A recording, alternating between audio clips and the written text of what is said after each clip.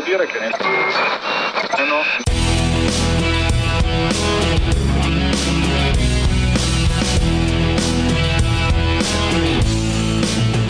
Hey there, everyone. Welcome to the show tonight.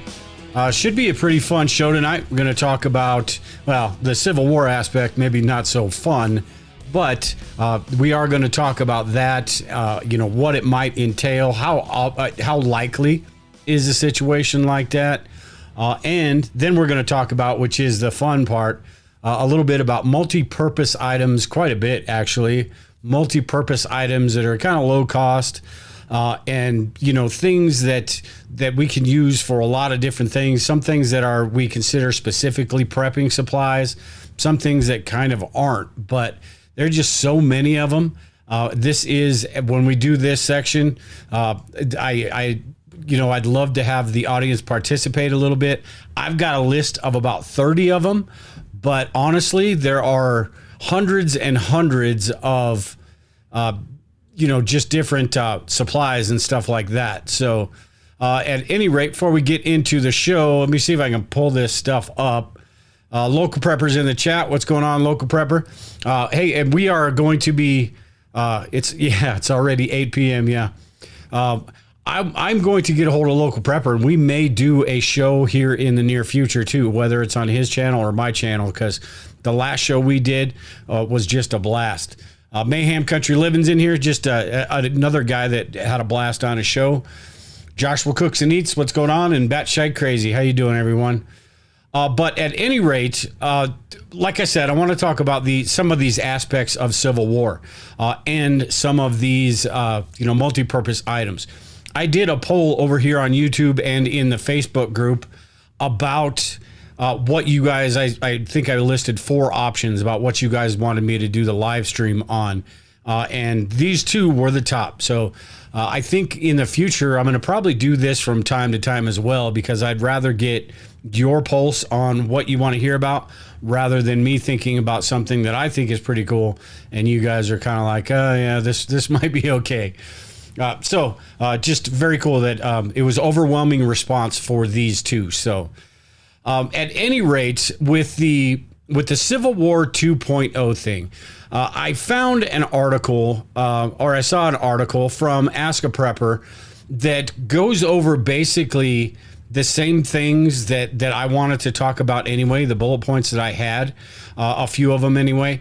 They don't go into as much as detail as I want to. There's a lot of different aspects of this that you just can't get in one article. But I did want to go over some of their bullet points. And I think before we even get into what you should do in the event of a, not civil unrest, I guess civil unrest would be the start of it, but a civil war, I want to talk about, kind of how likely is something like that to happen. And I know right now everyone is, we're all basically at each other's throats, right? Where everybody, because I think it's because of social media, all these different social media platforms, the internet in general, they don't have to go outside of their bubble anymore. So they get this idea that the whole world sort of believes the things that they believe, or they reinforce their narrative, their thought process. And I think that sort of puts people on one side or the other for the most part. Another thing that goes into all of that, as far as how people are just at fever pitch, is politicians, the media, they play this stuff up too. So it really does seem like everybody is sort of just at fever pitch and at each other's throats more than it's ever been. It certainly is more than it's ever been in my life, but I don't know that it's more than it was during the Civil War. Heck, even the 70s. I don't know. I was barely born in the 70s. I was too busy playing with Tonka toys and, stuff like that in the 70s to worry about gas prices and even the 60s and all the protests that were going on then. Seems to be a lot of correlation between what's happening now and what happened then as far as the intensity and all of that. But it doesn't mean that something like that isn't at a possibility. But I just don't see it as something that, is going to kick off in the next year or so. I think with a civil war, that type of situation, we're probably going to have a little bit of time. You're going to see the buildup. And right now, I mean, we may be in that buildup right now, so to speak, but I don't think we're to the point where it could kick off in a month or two. I think it takes a lot for people to get so uncomfortable that they're willing to go to that extreme, to that civil war aspect where there really is no other choice but to go that route. Now, I do think there are a couple things, at least from my perspective, that would kick that off, and that's the whole Second Amendment thing.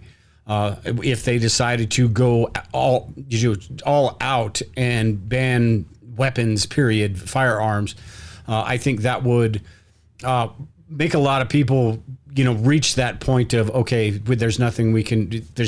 I have to do something about this now. I'm sure on the other side of the aisle, there's also things that would be that. Joshua said, born in 93. Yeah, I remember 93. Seems like yesterday.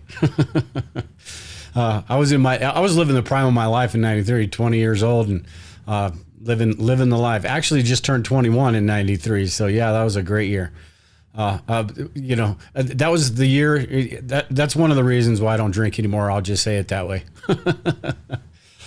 But at any rate, going back to this, I think there are some things that would kick that off, but I don't think we're quite there yet. Of course, with all these banks collapsing and finances, that is something that could, catapult people into that thought process, that mindset of there's, what else can we do? There's nothing to do. And I think that's what it would take, something like that to happen, to get people to that point to where a civil war would be some sort of likely situation. And again, I think as preppers, there's not a lot of disaster scenarios and things that we have, advance warning on. Some of these just come at us quick, and we've got to be ready and be able to, bugging out, things like that. We got to be able to do it at a moment's notice.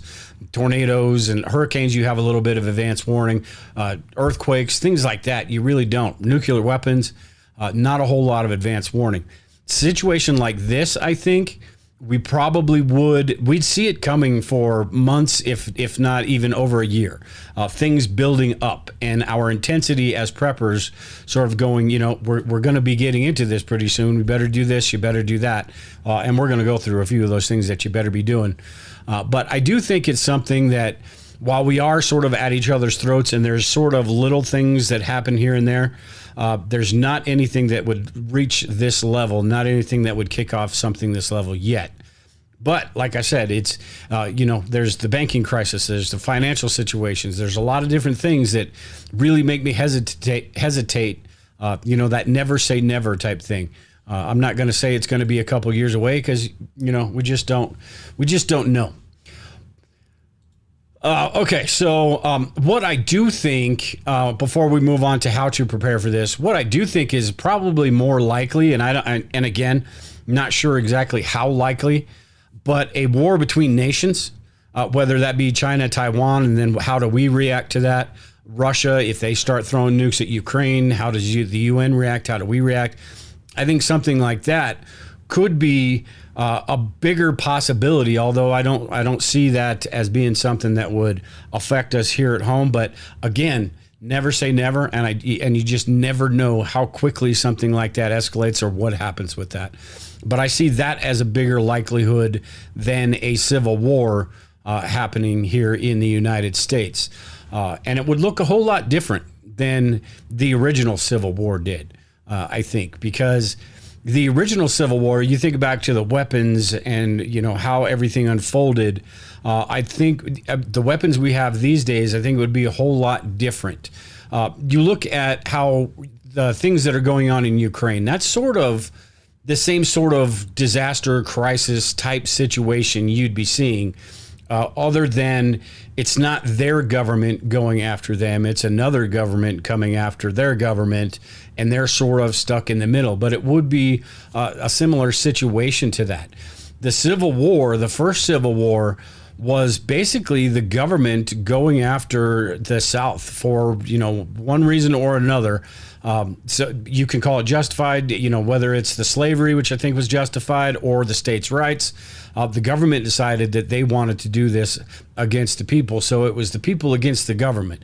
And back then, the weapons were all relatively the same across the board. These days, I just don't know.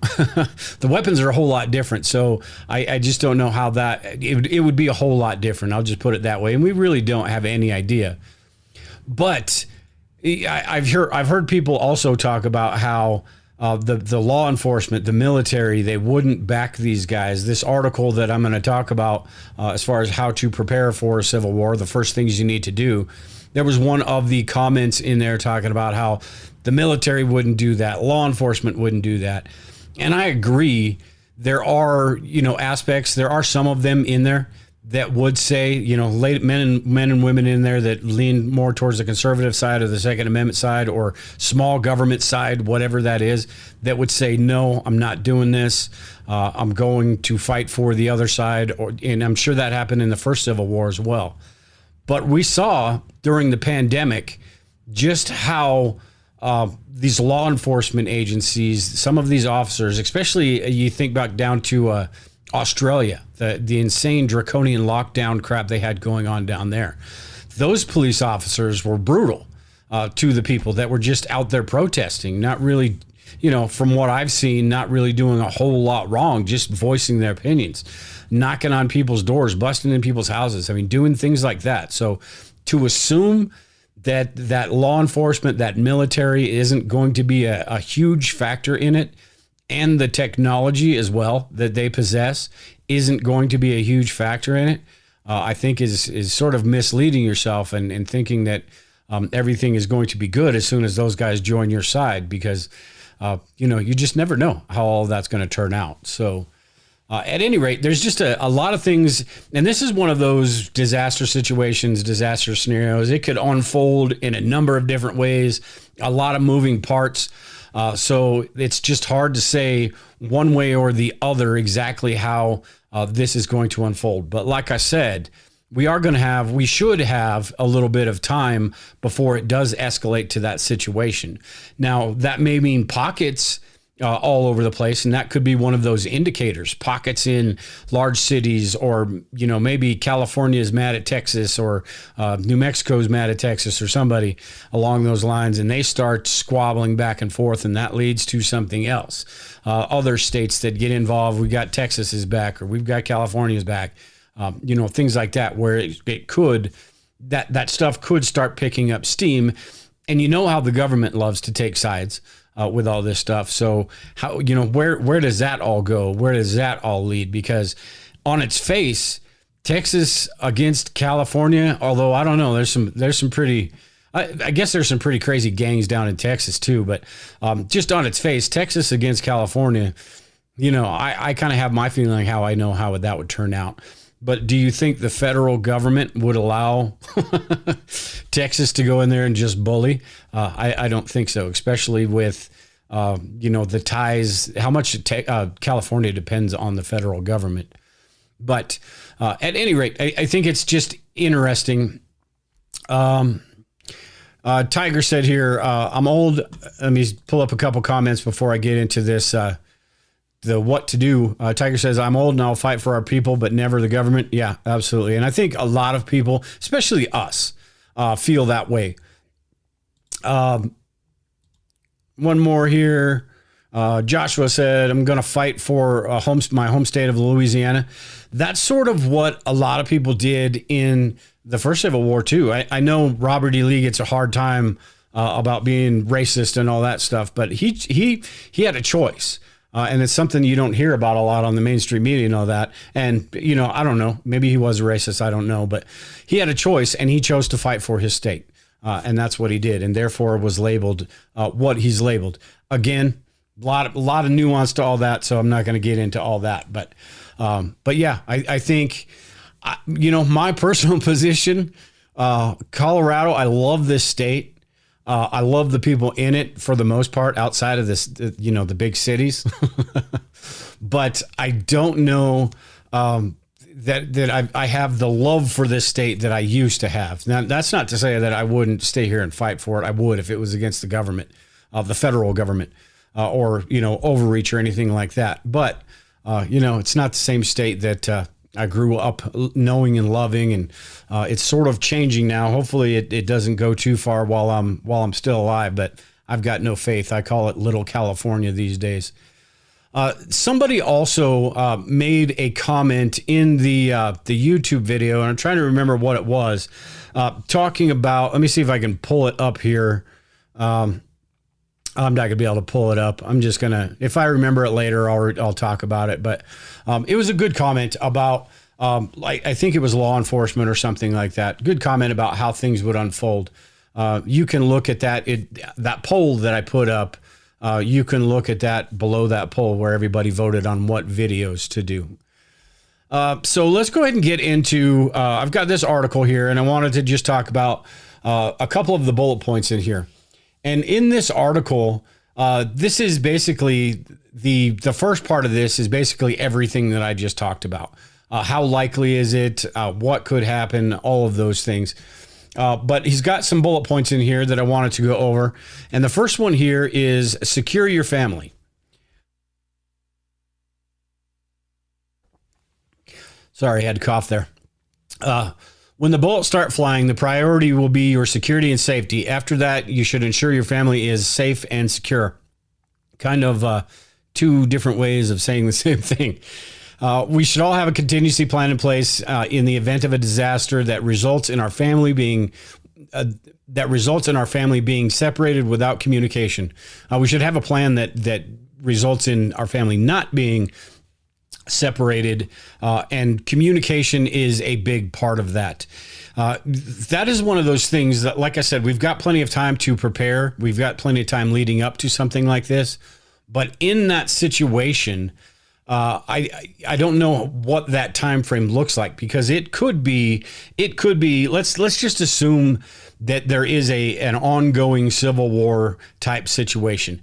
Your neighborhood, your county, whatever, could be absolutely fine, unaffected for the most part throughout this situation. But you never really know when troops or groups decide that where you live, your neighborhood has basically become the battlefront. And then what do you do at that point? If things are picking up, to the point where you can still sort of live your daily life, kids are still going to school, you may still have to go to work or be able to go to work, or maybe you're out doing things to make money. You never know where you're going to be, where your family members are going to be at any given time. And this, not only does this apply to, a Civil War type setting, but it applies to a lot of different disaster scenarios that we face as preppers. So getting your family together, getting everybody on the same page is crucial for any type of situation. Communications in some sort of Civil War or war type environment in general are going to be really tough. I mean, we talk about, as preppers, the ham radio and making sure you get your license or not get your license because it's not going to matter in a situation like that. It may. I mean, you just don't know. But there's also going to be, again, this is where that technology comes in. Communications may become illegal to use those airwaves and things. The government does crap like that all the time, makes this or that illegal whenever they feel it's a national need or emergency need. Sort of like, when they made owning gold, they outlawed that. Same thing could go for your supplies and stuff, which we're going to talk about here in a minute, but they could outlaw these types of things. So communications isn't just one of these real simple type situations where, hey, I've got my ham radio or I've got an FRS, we're going to be fine. You've got other people that may be listening in on those channels.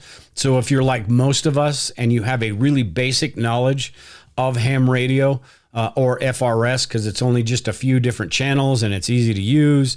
If you've got that basic knowledge, that could become, you're going to be one of those easy targets, I suppose, in a situation like that. Maybe there's a group of bad guys that rather than just the actual military that will be able to triangulate your position and figure out who and where you are and figure out where the best place to get supplies are.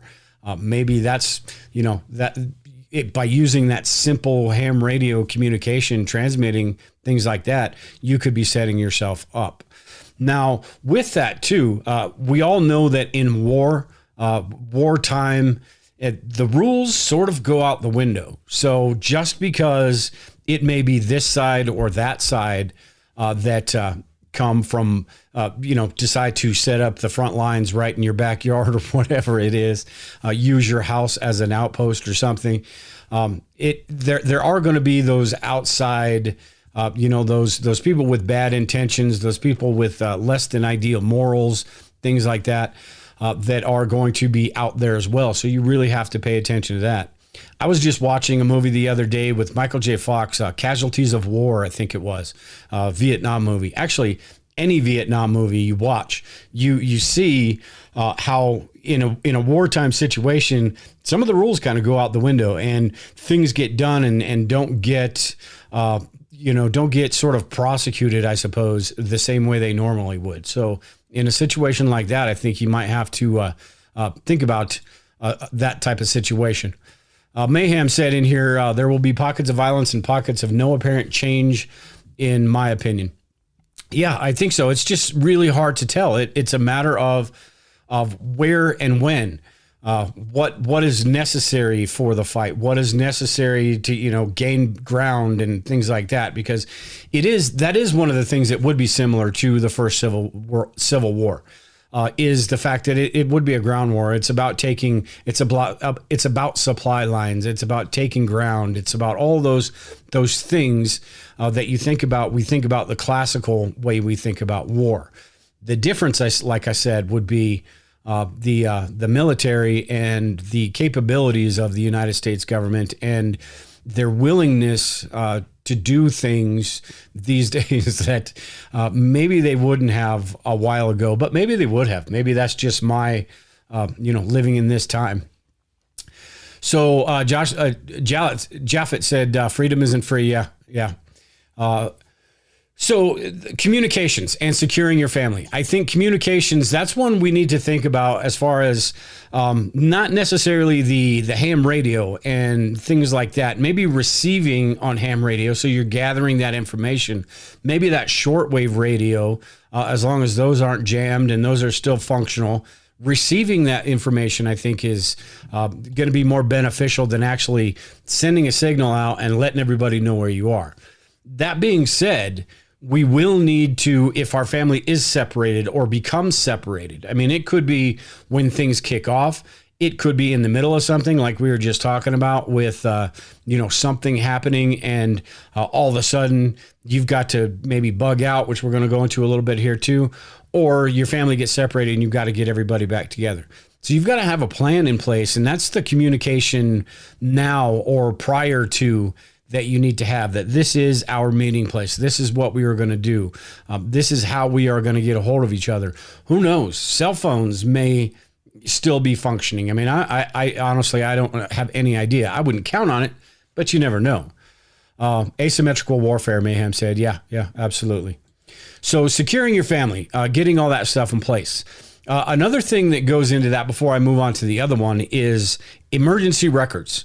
I always talk about emergency binders all the time, having physical copies of all the important things that you would need, pictures especially, because if you do get separated, you are going to be out walking around searching, and you need something to say, hey, this is the person that I'm looking for.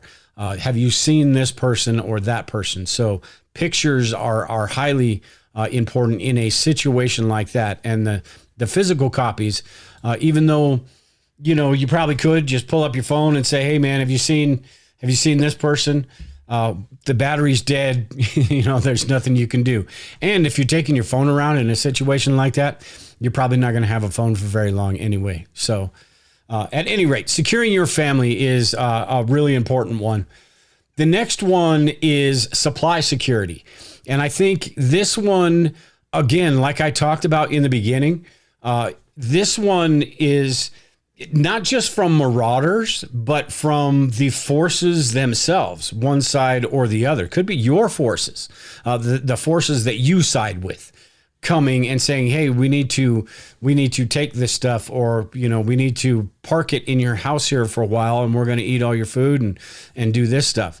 So in this article right here, they talk about our food and other supplies should already be secure, but you must ensure that they're well hidden during the Civil War. One universal aspect of war is that armies march on their stomachs. Therefore, all factions fighting against each other will need food, water, medical supplies, and ammo. And this is one of those things. Like, yes, you do have to worry about neighbors, because you think about a situation like this, you're talking about a few different disaster scenarios all rolled into one, right? The financial situation where you probably don't have a job, or maybe you don't have a job, the war aspect of it. So you've got maybe not just your neighbors to worry about, or people coming into your city. Tiger said guerrilla warfare, yeah.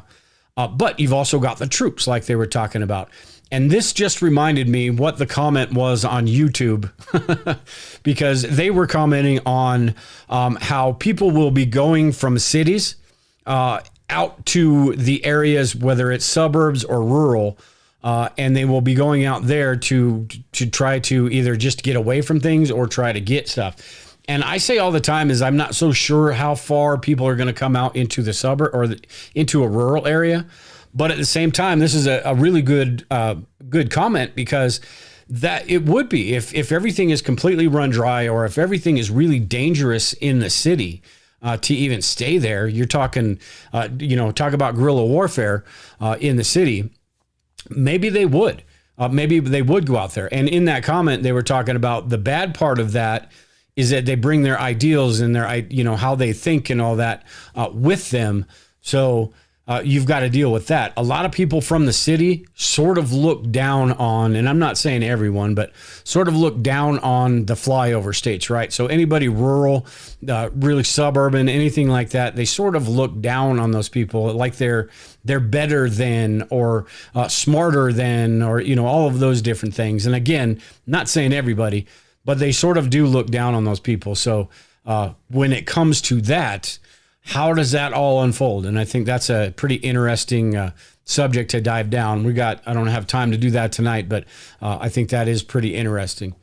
But as far as your supplies, make sure that you're thinking about that if you are thinking about a Civil War thing. These are kind of like things to write down. I don't think these necessarily need to be done right now, but there are things to write down and just think about. And also, other disaster scenarios, like I said, that may be more immediate than something like this. But with this, I think it's just stuff to write down and make sure that when you do start seeing those signs, you start taking care of this stuff. But you think about troops rolling through. They're going to want, preppers. We are a gold mine. If we are transmitting on our ham radios or whatever, and we're talking to other preppers and we're talking about prepping, we are the ideal target. We've got all the stuff that these people are going to be looking for, whether you're talking about marauders or one side or the other of this war. And we've got the ammunition, we've got the fuel storage, we've got the food storage, right? We've got all of these things that just make us this perfect target for them to sort of run around. It makes you kind of wonder too about how, if the government does have a list of citizen supply depots around the country, if we're all on that little list right there. So. But we would be big targets, and they'll probably go door to door, things like that. But if they do hear you, you're basically setting yourself up where they're going to be like, okay, we've got to make it over to this place. We'll go through this neighborhood first, because I know that these people are going to, we're at least going to get something from this house right here. And I'm sure there's stuff in the neighborhood as well. Angelo, what's going on? Yeah, Angelo said preppers are resupply points. Yeah, I absolutely agree. I think we absolutely would be in a situation like that, as well as, other situations. But this is more so as far as them knowing where we are and getting our communications. I'm more concerned about the governments and the lists and the things like that. If the government is involved in some sort of large scale disaster situation, heck, it could be an earthquake, something like that decimates a town and they need supplies and resources. And I don't know, totally hypothetical. Maybe I'm just out of my mind. Maybe my mistrust is just way over the top, but but that's one of those things. So make sure. I've talked about putting a sort of not a bunker or anything like that, but just an underground storage place. I'm drawing a blank on what the hell it's called right now, for food and things like that, to where I could make it totally incognito. Nobody would even notice it. You can store stuff out there. A root cellar is what I'm trying to say here. You can store things down there. The temperature swings aren't going to affect it much. And if somebody were to roll through town, you've got certain things that are stuck out for them. And they're going to go through, they're going to rummage through that stuff. They're going to grab it. Maybe you've got a little bit of ammunition sitting on a shelf, maybe one of your guns or something like that, just to make it look like that they got everything they needed. But if you don't, and they do find out you're a prepper, or maybe they don't know beforehand, Brian, yeah, COVID cough? No, not this time. It's talking too damn much cough. But if you do have a lot of stuff around your house, you can bet that they are going to go through your house with a fine-tooth comb, knowing that you've got, Mayhem said we're all on the list, yeah. Knowing that you've got all of this stuff that they already found just on a first sweep, they're going through your house with a fine-tooth comb. So you could be left with nothing at all. So hence the cache locations, a root cellar, something like that. Things where you can put these things, these supplies, whether it's ammunition, whether it's food, whether it's, water, all sorts of different things. You can put those things to where if they do come rolling through, they're not going to be able to take everything. And again, this isn't something that has to be done right now. You don't have to go hide a bunch of different caches in 14 places across the neighborhood or whatever. But I think in a situation where you did sort of get that tense feeling of, the potential of this popping off is getting pretty good. So I better get on the ball with all this stuff.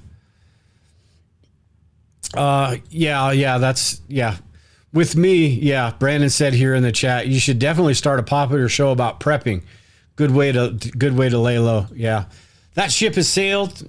I started this, and even knowing that when I started this was the thing that I had to come to grips with and say, hey, you know what? This is about the opposite of operational security as you can get. And I decided, you know what? I'm going to do it. So that is something that, there's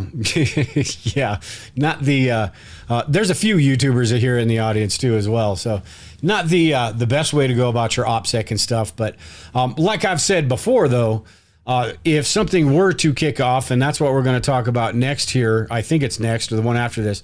If something were to kick off, not so sure, depending on what the situation is, I'd be where I am right now. So, never take your phone to your cache, C-A-C-H-E, not cache, C-H-C-A, yeah, cache, C-A-S-H. All right, so... yeah, that's, you know what? I just thought about that. That's a very good point, actually, because with all the GPS tracking and basically it's a tracking device in our pocket, it's basically leading them right to, leaving a trail of breadcrumbs, basically leading them right to it. So very good point. These days, I don't even know, maybe it does. I don't even know if turning off your phone works anymore. I think it does for the most part, but with some of these apps and all of that, you just never know. One last thing on this before I move on. Brandon said here, but the flip side of that is it's by encouraging more preppers, more people become self-reliant. Yeah, and that's sort of why that was part of the thought process of doing this too, is because I like teaching about this stuff. When I first started this, it was real secretive, and there wasn't a lot of people talking about it. And most of the things that you would read online, there were like 4 or 5 websites. I think James Wesley Rawls was the first one to, first one that I read anyway. And then you got Glenn Tate, fiction authors, Chris Weatherman, those guys reading about those things. But a lot of people were talking about that operational security and all of those things. That was back before we were being tracked with everything, before we found out the NSA had every little bit of data on us. But it was a lot more, I guess, locked down back then than it is these days. And these days, it's more about preparing for everything you possibly can, whether that's job losses, personal doomsdays, natural disasters, not just the big ones. So it is cool to see that it is growing, but yes, the operational security aspect of it, that has been something that I've thought about in my preparedness plans, and I'm not spilling the beans on that here on the show either, but something I've thought about in our time. Lisa and I have thought about in our time doing this. And James Wesley Rawls, guarantee you, he's got his nice little bunker. I mean, he's probably set up good to go for nice old prepping group and all that stuff. So at any rate, let me pull that back down. I don't like how this website works. So some of the things that they're going to go for, or they would look for: weapons and ammunition, tactical gear. Again, all the stuff that we have on our preppers list, all the stuff that's on their list. Fuel, items and ingredients for explosives and incendiaries. That sort of makes sense. Explosive and incendiaries. I suppose that makes sense. I don't know too much about how to put together all that stuff, but I'm sure they would. And maybe they do want that stuff. The fuel, we have our fuel storage in our garages and things like that. A lot of us do anyway. Maybe if you've got fuel in your car, they could just take the car or truck, or they could just, these days you can't really siphon too well out of the newer cars, and I don't know that they take the time to do that anyway. Probably just pop a hole in your tank and fill up their little jugs or whatever they had and be on their way. Or maybe not on their way. They got to go through your house first, but fuel is one of those things as well. So, and then you don't have a car. So I don't know what the solution for that type of situation is, but we talked about this a little bit earlier, and this next one is comm security. And this is that, I'm not going to go through too much detail about this because we did talk about it, but it is that situation where you've got to be really careful. In this article, they talk about the first thing to become illegal during a civil war and other armed conflicts is radio communications, including amateur radio, because of the different sides. They don't want the different sides to be communicating, and they don't know who you are and who you're supporting and all that. So they talk about in this article having a good comms plan. Now, that's a little bit easier said than done. And honestly, if you're really into ham radio, or if you've got somebody in your group, or somebody that's really into it, they know the different tips and tricks. They know the different bands to use, all of these different things that would be useful in a situation like that, and how to kind of get around all the stuff that these other people are doing. But just as the typical amateur radio operator, or maybe it's just FRS or GMRS, it's not going to be that easy. So you can't just solely depend on that. Shortwave radio could be the same type of thing that gets cut off, and then what do you do? So you've got to do the whole word of mouth thing and figure out different ways to gather that information. The last one here I want to talk about, I hate this website doing that stuff, is a bug out plan. I'm just going to quit scrolling up on this damn thing. A bug out plan, I think, is one of those things like preppers we talk about all the time, where that's going to be my last resort, bugging out. I've got all my stuff here. I don't want to have to leave it behind. But this is one of those situations where this would be that last resort, right? This would be if the troops start rolling in, and you've got to, you're not going to be, if the firefight is coming from both sides, you're not going to be you're not going to be the one sitting right in the middle of all that in your house, maybe in your basement or whatever, in between those warring factions. Again, that's why a lot of people may leave cities in situations like this, because you're right in the middle of everything. So a bug out in a situation like this, I think is highly plausible, because you just don't know. Like Darren was saying earlier, Mayhem was saying, you just don't know. It could be completely silent for a year and a half or whatever in your area, and then all of a sudden, boom, here it comes. So a bug out plan, even if it's something that's temporary, I think would be something that absolutely needs to be thought about at the very least.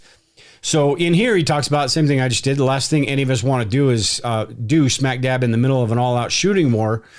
The last thing we want to do is be in smack dab in the middle. So it becomes imperative to bug out when the warring factions start closing in on each other.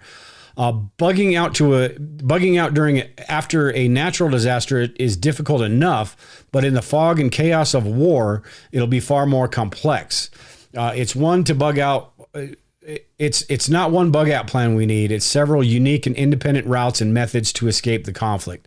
And there are a lot of different moving parts to this whole bug out plan, because we tend to think about, you hear don't bug out into the wilderness. You better have a place to go. Otherwise you are a refugee. In a situation like this, I think it doesn't matter. If you don't have a place to go, you're going anyway.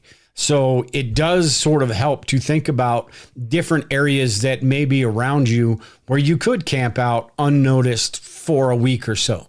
Maybe places even further than that, or have spots, down the line, maybe 5 miles, then 10 miles and 15 miles, that you can sort of move to and change spots if you need to. But if you don't have a bug out location, another thing Lisa and I, we used to have, and we're going to be doing it again. And again, without giving away too much information on this, I'm going to end up giving away, if you listen to enough of my podcast, you probably know about a lot of this stuff anyway, but we used to have a piece of land down in the San Luis Valley, way too far away. So we got rid of that. It was, I think it was about a half a tank of gas, and I believe it takes about 2.5 hours to get down there. Just too far away to go down there. One, because I didn't want to start building stuff and doing stuff down there and not be able to get down there on a regular basis, and maybe go down there at some point and have somebody living there, or have teenagers just ransacking the place. So we decided not to do that. But in a situation like this, you think about this, and it could be just that plot of land. It doesn't have to have anything on it, but you've got a plot of land that you own, even if it's just a 1/4 acre. You've got a plot of land that you own in a nice secluded spot that you could actually camp out, wait for all of these tensions to pass, wait for the front lines to move or whatever happens, and then go back and reclaim whatever's left of the things that you had. Tiger said here in the chat real quick, and then we'll move on. We're going to get to these. We're running a little bit long on this. I do want to get to these supplies though, but Dale, you said it faster than I could have typed or tracked. Yeah. I don't know exactly what that was, because all I've been doing is talking. I haven't really listened to myself while I'm doing all this stuff. I just jabber. So at any rate, a bug out plan, getting your family together, all of those things are super important in a situation like this to at least think about. Granted, the Civil War, I don't see it coming down the pipe anytime soon. That doesn't mean that there won't be certain pockets or certain things that are sort of, similar as far as disaster scenarios that could happen, that would happen in a full-blown Civil War that we need to prepare for. But this, I just don't see happening right now. But this is why we think about all of these different things, to sort of get a leg up and think about what we would do here and there in this plan and that plan. And if we think about these different situations in a Civil War, the front lines moving towards your house, that could be the same thing as marauders coming to your house, or riots, mobs. I mean, all of those different things. There's just so many different scenarios that we need to be ready for. Some of them are defending our home. Some of them are, making sure we defend everything that's in our home. Some of them are getting the hell out of there, getting away from that home. And you've got to figure out what that best plan, that your best option is, your best plan of attack is. So At any rate, I did go kind of long on this, and I've got a bunch of these supplies. And this one, I want some audience participation as preppers. We've got hundreds of these ideas. So I want a little bit of participation in here. If you guys have any ideas, throw them up. I've got 30 of them. So I'm probably going to have the same as a lot of your comments in there, but throw them up in the chat.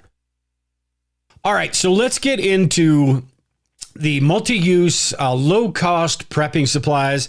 I believe most of these are pretty low cost. I don't have anything other than maybe like the fixed blade knives and multi-tools and a couple of the things like that. Those are a little expensive. But for the most part, these are all relatively inexpensive things that we all probably have laying around our house anyway. So instead of just blabbing about this for a half an hour, I've got a few slides here, and I've got 5 or 6 on each of these slides, and I will go through them. And if, like I said, if any of these spark anything in your mind, go ahead and put them in the comments, and I'll try to pull them up here on the screen. But the first one I've got here is, and I'll just go through all of these right here. You've got Ziploc bags. Ziploc bags are great for, with all the different things that we have in prepping, the different sizes of Ziploc bags are fantastic. Whether you're putting stuff in your bug out bag, maybe you're putting things in a cache. So you've got to, maybe you want to, put your ammunition in a Ziploc bag, or maybe even a firearm, something like that. A knife in a Ziploc bag. These are fantastic. There's a lot of different types. I've got a few, they're called lock sacks, which is basically, they are heavy duty Ziploc bags that can be, they're waterproof up to, I don't know, 50 feet, something like that. I used to make bug out bag first aid kits, and I put those in there. But I have one of those in my bug out bag. I've actually got a couple different sizes of those. Those are fantastic, but it doesn't have to be that super expensive bag. Brian said vacuum sealer. Yeah. Those vacuum seal bags are great too, especially when I was talking about like the survival cache or even a bug out bag, things like that. Those things are fantastic. They're one step below the actual Mylar bag and sealing those up with an actual sealer, but they do work pretty well. I've got kind of on this. I've got Lisa and I have it's got the little round hole vacuum sealer and the bags that go with it, and you put it on there and it sucks all the air out. Those last, a month or two, and then after a while, you'll see that the air will get back in there. So I don't, if I want something to stay for 10, 15 years, I'm using the Mylar bag method. But vacuum sealers are fantastic. That's one step above just your regular plastic bag, Ziploc bag, because you can push all the air out of a Ziploc bag, but you're not going to get what a vacuum sealer does. And then vacuum sealer is not going to get what the Mylar bags are going to get. You know what? Jesse put something on here that I don't have on my list, so I'm going to pull this up real quick. 5 and 6 gallon pails. Yeah, even the smaller ones too. I mentioned this the other day. I've got a couple of 1 gallon pails that I'm starting to put whenever I break open a 5 gallon bucket of flour. I'm putting it in the 1 gallon pail. So all of those, yeah, multi-purpose as well. Toilets. I can't believe I didn't put that on this list. Very cool. Thank you, Jesse. I can't believe I didn't put that one on my list, because 5 gallon buckets are, preppers. I don't know the last time I threw away a 5 gallon bucket. As preppers, it's like one of those things, we just stack them together, put them in the corner, because you never know when we're going to need to use them. A lot of different things.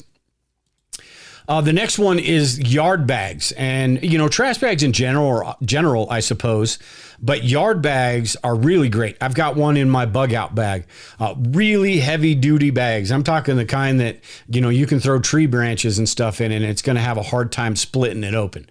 Those types of bags, those can be used for just a whole bunch of different things. And I think that's one of the necessities of, if you're going to Walmart and you don't have any yard bags, go grab a box of them and get them, because you can use them as rain ponchos. They're big enough. You could use it as a makeshift rain poncho. You could cut it. You could make a shelter with it. I mean, just so many different things. You could use it to collect water. You could use it to actually, if you didn't have a bug out bag, you could actually carry stuff in there. Or maybe you did have a bug out bag and you were out collecting firewood or something, of that nature. Just so many different purposes for a yard bag that it's just, it's a necessity, I think, to have.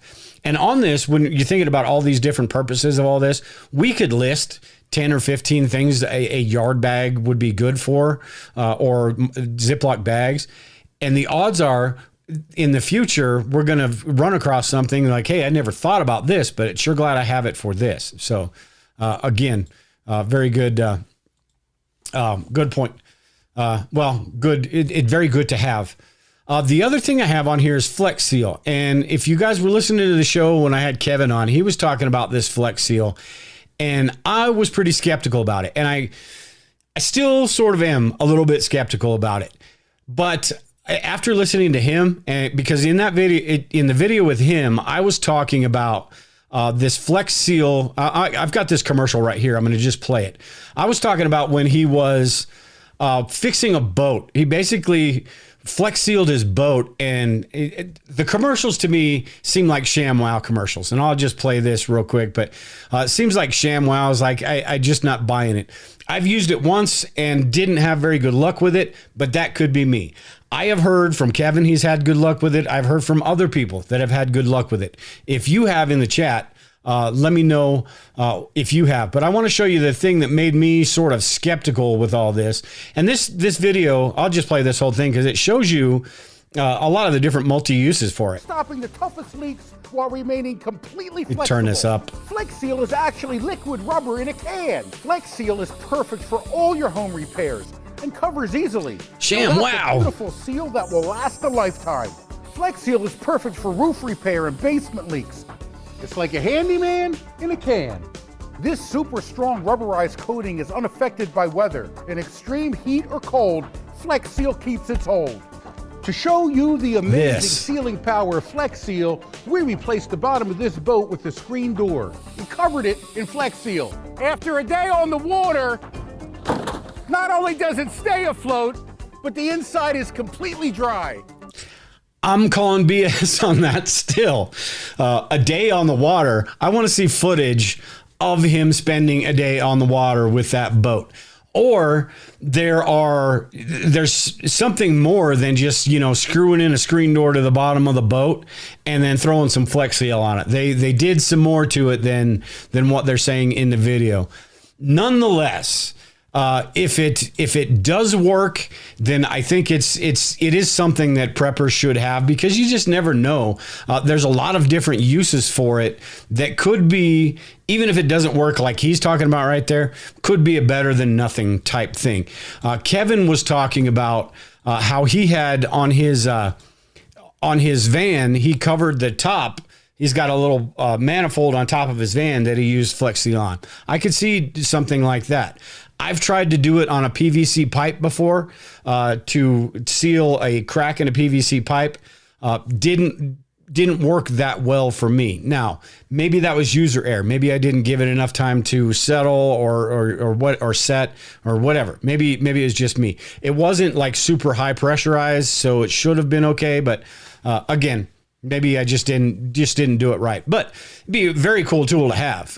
You sealing cracks in the windows, especially if the grid's down and you've got to seal up one little room and make sure it stays warm. That type of stuff is going to be pretty useful. You just never know. I am going to do a video and test this out on a couple things and see how it actually works. Maybe get one of my old tarps that has a rip in it, test that up and see if it makes it waterproof. Maybe I'll get an old pair of shoes and I'll do his little boat thing with my old pair of shoes and see how waterproof it makes them. Jesse said here in the chat real quick, and we'll get on this, a couple of the other things. I know I'm taking a long time here. On the plastic tote, blue Rubbermaid tote are the best. Lost a roof to a tornado, also had a house fire. Those totes held up better than others. Yeah, very cool. On the Flex Seal thing, and we've got the plastic yard bags, and I believe on the next slide I've got Visqueen plastic rolls. If you had a tornado or a branch come through your roof or whatever, maybe you throw, some of that Visqueen up and put some of that Flex Seal on your roof, and it's good enough. Who needs shingles, right? It's good enough to last you for a while. All right, so duct tape and paracord, both of these, I'm going to go through these real quick here, but both of them, we all know duct tape is you could do anything with duct tape. If you don't have this or you don't have that, use some duct tape. You got baling wire, duct tape and baling wire, and we can basically make anything. Cordage is just one of those things in preparedness. You can never have enough. Lisa, when we get hay bales, she collects all that twine. She's got a big feed bag just full of 2, 3 foot, 5 foot lengths of twine that honestly, when we pass away, the kids are probably just going to throw away because she just collects so much of it. But I've got hundreds of feet of paracord. I've got jute twine, just a whole bunch of different things. Cordage is always good to have you just never know which types of situations. Okay, so that's those right there. The next one I've got here is pantyhose, nylons, basically. And this is one maybe a lot of people don't think about, but you could use these for water filters. You could use these for a lot of different things, a face mask, I suppose, not just robbing a bank or anything like that. But if you didn't have like the bandanas that are on this list, you could use one of those for that. So I think nylons, you could use it to put stuff in to carry stuff. I mean, you could take a big long leg and make put all your little prepping supply trinkets and throw it around your neck or whatever, tie the two ends off. And make something out of that. Just a lot of different things you could do with the nylons. But I don't know. I know Lisa doesn't have any. I don't know how many. It's not something I'm going out to go buy some nylons. I'll put it that way, just to have some laying around if I need them. But sort of along the same lines of that is bandanas. And Lisa wrote a post back when I first started, I think, about 100 uses for a bandana. Go to Survivalist Prepper. I didn't pull up the website today, but go to Survivalist Prepper and you'll see the article about 100 uses for a bandana. And there are, I mean, a lot of them, it is what it is, but there are some really useful. That's why we all try to keep one or a schmog or something like that in our bug out bags. Just a lot of different things you can do with them. Filtering, air, putting it over your face, concealment, all sorts of different things you can do with a bandana. Oh, Lisa said in the chat, she does have nylons. Okay. I didn't know that. Shows how much I pay attention, right? Bandanas and stuff like that. Just those multi-purpose items. You could even make cordage out of a bandana if you needed to. Just chop it up into little strips or something and do that. This roll of plastic right here is the Visqueen I was talking about, patching up a hole on the roof with your Flex Seal. These plastic rolls are big enough, you could just do a lot of things with them. If you're talking about pandemic type situation, viruses, you're sealing up windows. Even if you're just trying to keep heat inside the house, sealing up windows with this type of Visqueen, sealing up doors and all sorts of different things. Use it as a tarp. If you don't have your tarp or you need another tarp, same thing. Cut off a piece of that, use it as a tarp. So Visqueen is also great to have. And then vinegar and bleach, and both of these, vinegar basically could be used as a cleaning supply, cooking. I mean, a lot of different uses for vinegar. Bleach, the same thing, disinfectant for your water. A lot of different things with bleach.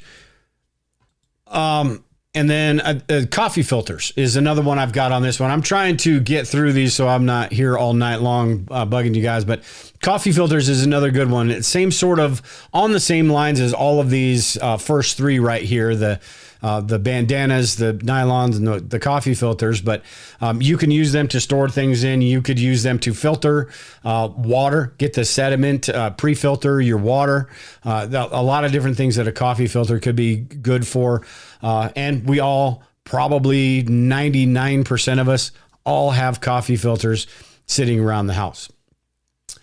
Next here, we've got Morton salt and baking soda. Again, two things that just have a whole lot of different purposes when it comes to preparedness, especially the salt. Salt is, could be for preserving things. It makes things taste better. Salt has just a massive long shelf life.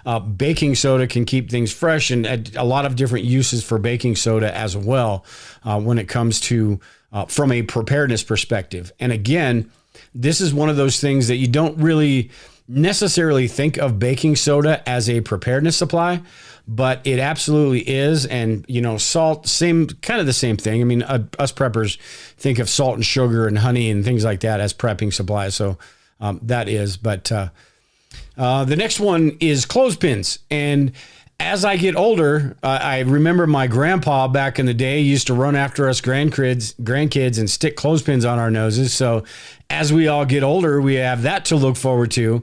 But honestly, clothespins can be used for a number of different things in conjunction with a lot of these other prepping supplies that we have, like the Visqueen, the Mylar bags. A lot of different things we can hang.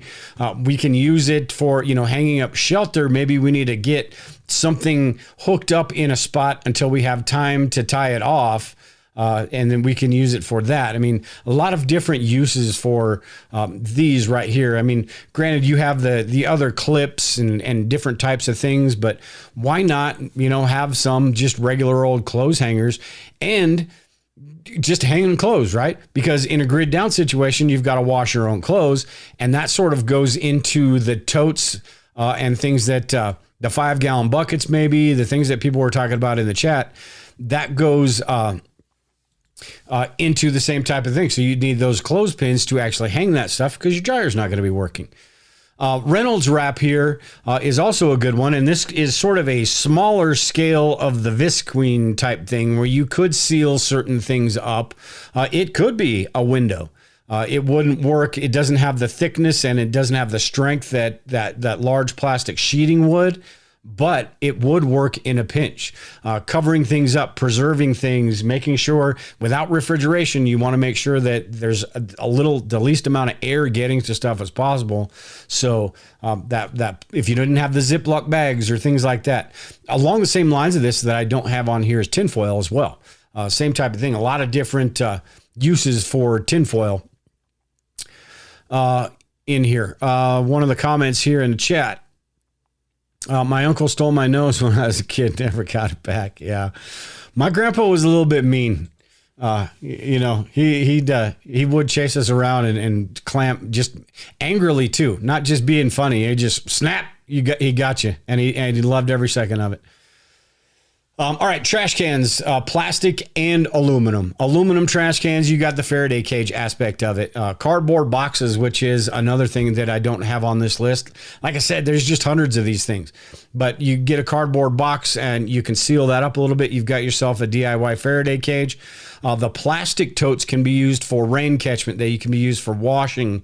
A lot of different uses for these different types of trash bags. Even your kitchen trash bag. Now, our trash can, if you've got a plastic one in the kitchen or in the garage. I don't know. I'd have to clean it out pretty well before I used it as water catchment. But at the same time, if I was really thirsty, I wouldn't really care much. It's just trash. Frank said tinfoil is also good for hats. Yep, that's true. We all and us preppers, we all need to have our tinfoil hats. Lisa especially, we got a couple extra rolls here at the house for Lisa because whenever she starts talking about aliens and stuff, she can't even mention that stuff without putting a hat on first because she's afraid they're gonna read her mind and know that she's giving away the secrets. All right, so Mylar blankets. And this, a lot of these that I've been talking about sort of have the same type of principle, same thing as a tarp. Even that Visqueen that I was talking about, the plastic sheeting. But these little cheap Mylar blankets, they're only like $1 a piece. I've got, I can't reach it right now, but I've got a whole drawer full. I've probably got 30 or 40 of them just sitting there. I don't ever use them, but in a situation, say you've got some duct tape, or maybe when I do that Flex Seal video, I will Flex Seal 3 or 4 Mylar blankets together and try to do some sort of shelter out of that. See how that goes. But the Mylar blankets are just good to have for a you just never know when something like that might come in handy. I think for the main purpose that we think of with Mylar blankets, not so much. I mean, you're going to get 1 or 2 degrees difference. I guess if you're in a survival situation and that's what you've got, that's what you've got. But as a prepper, we shouldn't be in a survival situation where that's the only option that we have. Now, it's great to have it, maybe as a little bit extra, but you could even make a pillow or something out of it. Say you've got one in your bug out bag, you could figure out a way to tape that closed, stuff it with leaves, things like that. You can make a pillow out of it. So just something cool to have. You just never know what it's going to be useful for. All right. So the last one I've got here on this list is a few different things. And this is I'll start from the bottom here. I've already talked about the tarp a little bit. I've gone through these, there's a few different options that can be used for the same thing. I will say nothing beats a good quality tarp though. It's got the grommets on it. It's going to be high quality. It's going to be meant to be a good high quality one anyway, is meant to be stretched. It's going to be reinforced around the corners, all of those things that you want from a really good high quality tarp. So don't skimp on the tarp, I don't think, but know the other options of the things you have. A tarp is one of those things. It could be used the same way that I talked about the trash bag earlier. Rain poncho, you could be used to carry stuff, a lot of different things you can do with that. Baby wipes is another one. Could be used for cleaning up, could be used for cleaning up the kitchen, could be used for cleaning you up. It could be, disinfectant, all sorts of different things that baby wipes can be used for. And it's going to be a lot better. I mean, paper towels are good too, but there are certain situations where those baby wipes are going to be better to use, or more functional, I suppose, than just a paper towel. You get a paper towel wet, and it's, you have to go that route. With some baby wipes, you got a few different options. The fixed blade knife, the multi-tool, the axe, all the tools basically. These are great to have. With a fixed blade knife, you can do so many different things. I'm not even going to list them all here. As far as all the things, the bushcraft type things you can do, the things around the house, even if you needed to just use it as a screwdriver, say you can't find your multi-tool. There's just a lot you can do with a good quality fixed blade knife. Self-defense, all of those things. And that goes for the hatchet as well. And the multi-tool. I figured I was doing a thing about multi-tools, tools that have multi-purposes. You got to throw a multi-tool in there, right? So multi-tool, self-explanatory a little bit. It's a toolbox in your pocket, basically. So, and then up top here, I've got a couple of things. Corks, which are, good for a lot of different things, whether, sealing things shut, that you can be used as a bobber for fishing. Same thing with the bobby pins right there. You can use them to make a fish hook, something like that. I'm looking on here. I forgot to put pop cans and water bottles, soda, the little water bottles on here too. But speaking of fishing stuff, you can use little water bottles. You can use the tin cans, the top of a tin can, to make a fish hook, dental floss on here to make some fishing line. So that little kit right there is basically a makeshift cross your fingers fishing kit right there. Good luck trying to catch anything with that, but who knows? But water bottles, there's a trick you can do, and I haven't tried this yet. I want to. But you cut off the bottom of one of these plastic water bottles, you put it inside a little bit, and you can actually use that as sort of a survival still. I want to try so the water condenses and then goes up the sides and back down into that bottom portion of it. You just roll it in a little bit so it goes in there. I want to try this just for the fact to see how much water you can actually get from something like this. So if you stick it out in it all day long, are you talking an ounce of water? Are you talking a half an ounce of water? I'm just curious about that, because I don't think, unless it's really humid and really sunny, you're going to get a whole lot of water. The last one I wanted to talk about here is this potassium permanganate. And this is one, I brought this up intentionally because this is one I catch a whole lot of heat about. Anytime I did a video a little while back about starting a fire with potassium permanganate. And people just, anytime I talk about this stuff, they're like, all right, yeah, like we're going to be carrying this around in our bug out bags. I do. I have a small vial of it in my bug out bag because it's not just for starting fires. To start a fire, you need this as well as, I forget what the chemical is called. You can use antifreeze, brake fluid. I can't remember what exactly it is in those two things. But you can use those two things to get a fire started. And I showed it in that video. In an SHTF situation, especially if you're in a suburban area or shoot, even a rural area, you're in a bug out situation with your bug out bag. There's a decent chance that you might run across an abandoned car. And in that abandoned car, you may be able to get some brake fluid. Now, granted, we should have our lighters, we should have our ferro rods, we should have, whatever sort of fire starting material we have, whether it's the stuff you buy. I've got some wet fire, which is basically a little wax thing. You take your ferro rod and strike it on there, it lights up real quick. You get Vaseline, cotton balls, all that stuff. But in a pinch, this will work for starting fires. But this is not the only reason that I have this in my bug out bag. And this article right here, and I don't have this link to it right here, but look it up. I'll make sure and leave the link after the show, and I'll leave it in the show notes for those of you listening to the podcast after this is live. But you can use it to, I don't know about purifying water, but it does kill bacteria, algae, viruses, fungi within an hour. And you use a smaller portion. Like with starting a fire, you use straight up, it's like 50-50 mixture of brake fluid and potassium permanganate. This is quite a bit less that you would need to purify water. Treating well water, but medical uses.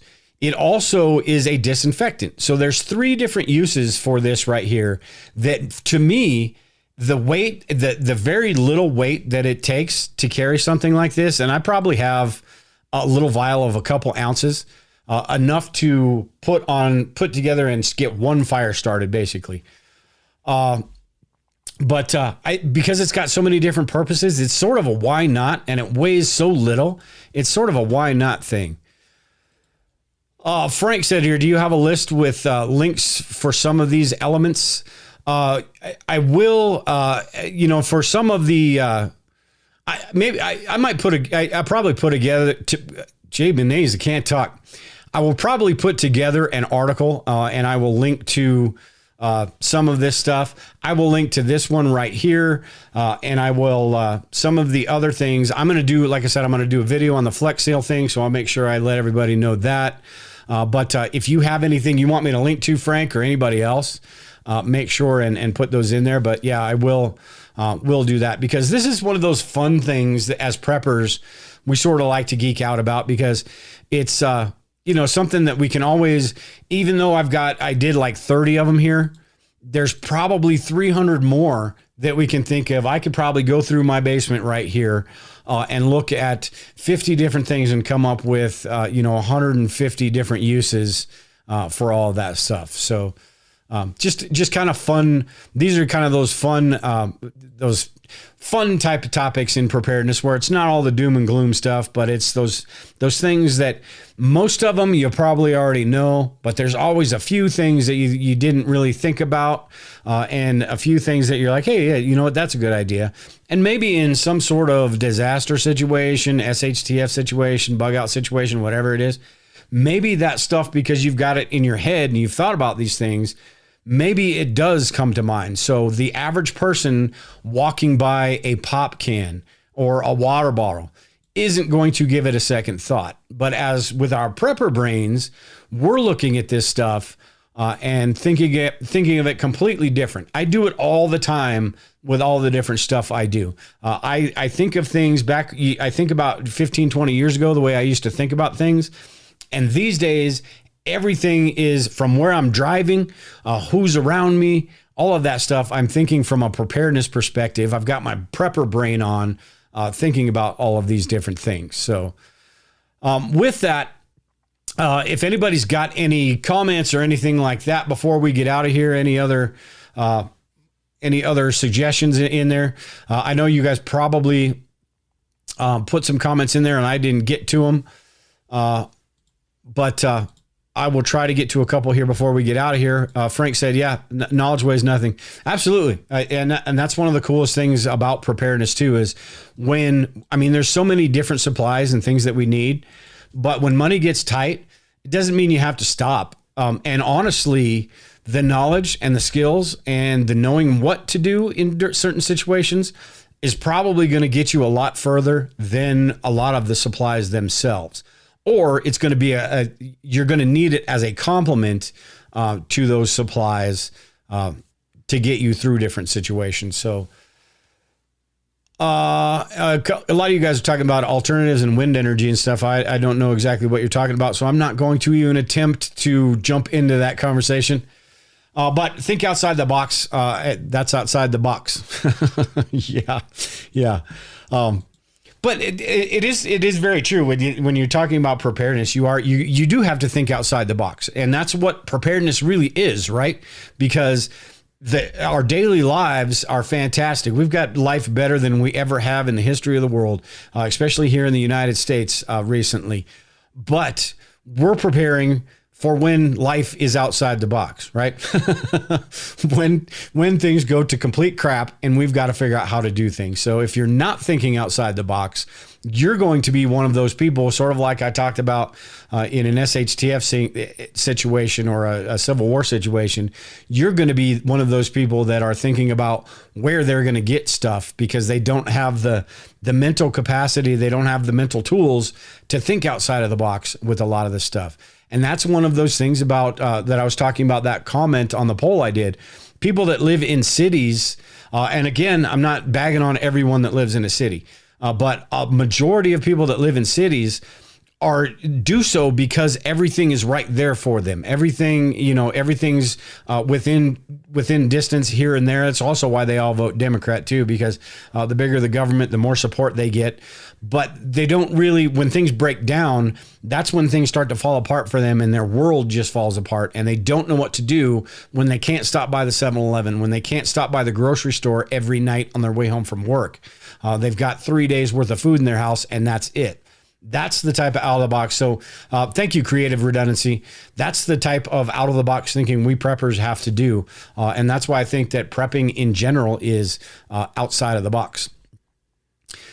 Take America's back said, yeah, get books before they burn them all, and free PDFs. Yeah. Free PDFs is, a fantastic, is really a good idea. And I'm starting to I've got a locals group. If anybody wants to join, go to locals.com and it's Survivalist Prepper. And I'm just starting that group up over there. I've also got the Facebook group that a couple of people are in here tonight, but that's for members of the Bug Out Location. You can become a member of the Bug Out Location over at thebugoutlocation.com. For a monthly membership, yearly membership, or lifetime, and then you can get into that Facebook group. But the locals group is like $2 a month, and I'm going to start putting survival files and things like that over there. I'm also going to add I've got all my podcast episodes from the very first one, and I'm going to add all of those to that locals group. I've got 300 and some podcasts, so it may take me some time, but I am going to add all of those there. But survival files are those, even if it's digital, just those copies of things when the internet is down and right now it's easy for us to remember a lot of this stuff because if we draw a blank or something, we just go to the internet and we refresh our memory, right? We're like, I've got this, I remember this now. In a survival situation, in a grid down situation where the internet is not available, we're not going to have that option right there. So having these files readily available is a good idea. As well as maybe we know this stuff, but maybe there's family members that don't quite know the stuff the way that we do. We haven't quite got them to that level. Jesse said print them as well. Yeah. But we haven't quite got them to that level. So if something does happen and we are separated, And they have either the printed copies or a flash drive, and they have the ability to, that's the problem with the flash drive. You have to have the ability to actually power on a tablet or a phone or something. Phone would, maybe an SD card with a phone. Not phones these days, maybe that wouldn't even work. So you need a way to get that information off that little flash drive is my whole point with this. So print them is a very good idea. But those people that don't take preparedness, like take it as seriously as we take it and understand all the things like we do, those survival files and have them a little bit organized in a preparedness binder could be the difference between them doing something insanely stupid or getting something figured out and impressing the hell out of you once you do finally make it back and get everybody back together. So at least, have them, let them know where everything is and all of that. But for us, especially as we get older, I know my memory sucks. And, trying to tie it, over the winter, it seems like every year, once every other year or so, I have to reteach myself how to tie a hook onto the end of fish line. It's 30 seconds worth of, oh yeah, okay, now I've got it. But in a survival situation, you're going to be sitting there for half an hour going, is it tucked under? Is it tucked over? Same thing with tying, putting up shelter and things like that. The less you practice that stuff, the easier it is to forget it. And if you have these survival files, it's not that huge of a deal. So, yeah, very well said, Jesse. Thank you. Yeah, have a lot of these files and have them printed up. I do have a lot of them in the Facebook group. I've got a lot more that I'm going to upload as well. And as well as on the locals page that I have set up, which is going to be a great group here eventually. We're just kind of building it right now, but I guarantee you in a few months from now, it's going to be an awesome group. Going to do live streams over there exclusive for members and all that stuff. But what I'm doing is transferring some of the files that I have on the Facebook group, putting them over on locals. And as I add to the Facebook group, I'm going to put them on locals as well. So just going to create a big compilation of stuff, and everybody in the group can download them, do with them what you want, print them off, do what you need to. But yeah. At any rate, I think I am done tonight, everyone. I appreciate you all joining in tonight. A lot of cool people here in the chat. A lot of great stuff from the comments and everything. Appreciate you all joining in. Everyone in the Facebook group. Hopefully this went well. This is the first week I'm doing it in the Facebook group. So if it goes well, I will continue to put this in the private Facebook group for members of the Bug Out location. These Thursday shows, I am also going to be doing live shows on other days of the week, but these Thursday shows are going to be on Rumble. They're going to be on YouTube. They're going to be in that Facebook group and Twitter as well for that one or two people on Twitter watching. Local Prepper was probably one of the one person on Twitter that watched the show. But and then after that, I put this out as an audio podcast the day after or 2 days after. So it's all over the place. But check out that locals group. Check out the Bug Out location. If you're in the market for some long-term food storage, I've also got the shtfshop.com. We sell legacy food storage products. If that's something that you do want to maybe get a month or two's worth or whatever you want, get a hold of me. The prices listed there are retail prices. Get a hold of me and we can, usually I reserve the wholesale prices for members of the Bug Out location, but I can get you... we can work something out, and I'll make sure you guys get the best deal possible. With the long-term food storage, I say this all the time, don't put all your food storage in long-term food storage, but it is great for that bulk stuff, that set it and forget it. Just grab a little bit, put it aside. You don't have to worry about it expiring. All you got to do is store it properly, and you're good to go. So Frank in the chat, one last comment from Frank, and then I'm going to get out of here. Said, blessings, Dale. You did good from what I heard, even though I joined late. Great. I appreciate it. I'll take that as a compliment, regardless, even if I didn't. I'm just going to go with the fact that I did. So appreciate that, Frank. At any rate, everyone, I am going to get out of here. I'm going to let you guys all get out of here. Appreciate you all joining in. I will probably do another poll like this. I'm going to try to get Local Prepper on next week in the show. It could possibly be the week after that. We did a show a couple weeks back, and he's just a lot of fun to talk to, really knowledgeable guy. So that will be coming up, but I probably am going to do a poll and see, pick your guys' brain again. I like getting these ideas from you guys and talk about what you actually want to talk about rather than me just sort of pulling a rabbit out of the hat and seeing what happens. So, because I've been doing this so long. I've basically talked about everything in preparedness. So with that, take care and prepare, everyone. We will talk to you all later.